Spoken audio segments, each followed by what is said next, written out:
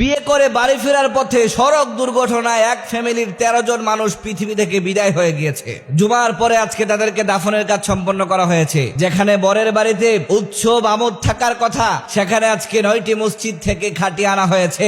এক ফ্যামিলির এতগুলা মানুষকে একসঙ্গে দাফন করা হয়েছে। আহা, কষ্ট লাগে, এতগুলা মানুষ একসঙ্গে চলে গিয়েছে। বিয়ে শেষে বরকনের কত আশা, স্বপ্ন, ভরসা ছিল, সব নিমিষেই শেষ হয়ে গিয়েছে। একবার চিন্তা করে দেখেন, দাম্পত্য জীবনে মাত্র পদার্পণ করেছে, তার মধ্যেই মৃত্যুর ডাক চলে এসেছে, পৃথিবী থেকে চলে যেতে হয়েছে।